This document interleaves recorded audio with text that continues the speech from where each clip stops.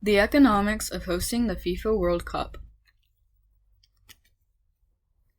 The FIFA World Cup is assumed as highly profitable to host countries because this is a major sporting event.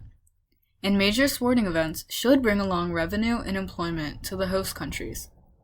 However, this expected revenue is often more than the actual economic growth due to the cost. In fact, only money spent by foreigners brings the extra revenue, because the host country residents just switch their spending to cup-related goods. So the total money in their market only changes if the interest rates change, according to Yongdong Liu from the Pitt Journal in 2014, or the People, Ideas, and Things Journal in 2014. There are assumed positive long-term benefits to the country, like an increase in tourism, but this comes with costs. First of all, FIFA requires the host country to have at least 12 stadiums that are modern and new, and the main stadium must seat at least 80,000 people, according to Yongdong. These stadiums have been seen as investments because they do provide jobs, generate game tickets, and they can host other sporting events.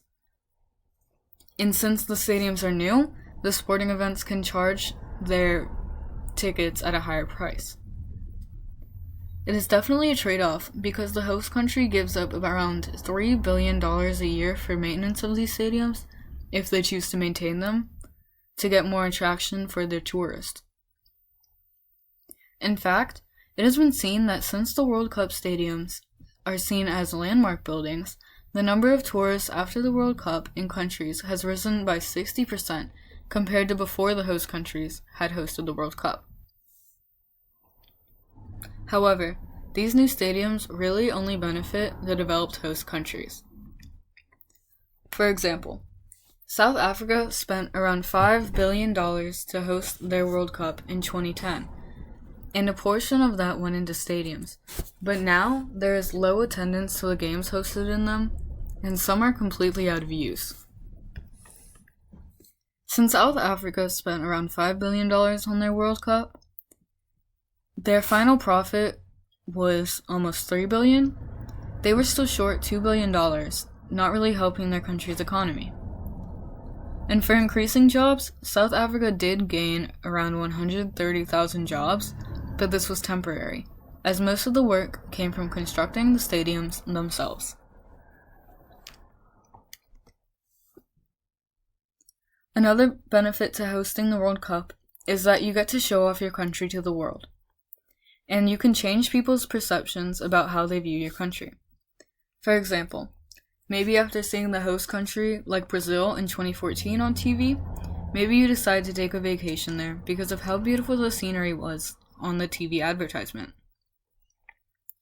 Also, if visitors who went to your country for the World Cup had a good time, they might decide to go back there in the future, bringing your country more tourist revenue. That being said, sponsorship and TV marketing is one of the biggest ways to get money from the World Cup, but all of those profits go to the FIFA Corporation themselves, not the host country.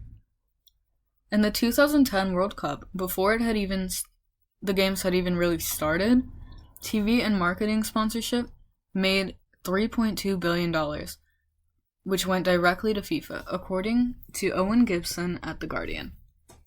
And from the 2014 World Cup in Brazil, FIFA made $4 billion from TV and marketing and sponsorship, and a total of $4.8 billion if you include ticketing, hospitality rights, and licensing rights, according to Tony Manfred from Business Insider. And FIFA assumes that they will break that $5 billion mark from TV and marketing with the upcoming Russia World Cup in 2018. FIFA has said on their website that 90% of their revenue does come from the sale of TV, marketing, hospitality, and licensing rights. And of that 90%, 75% of that money goes back into football development, like for financial support for their competitions. Along with the benefits of increased attraction to your country, jobs, and revenue increase at the time of the World Cup, there are definitely opportunity costs. In total, South Africa had spent around $5 billion, and Brazil spent around $15 to $20 billion, according to The Economist on January 10th of 2017, for their World Cup. The countries could have used this money for healthcare, education, infrastructure, or building up their government. But they chose to host the World Cup instead.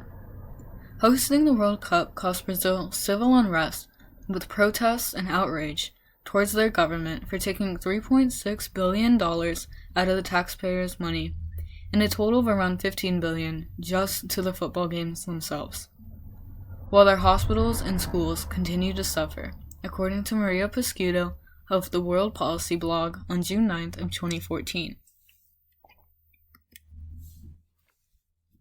Reviewing all of this information, there are definitely benefits that come along with the cost of hosting the World Cup, but whether or not the benefits outweigh the cost is the real question.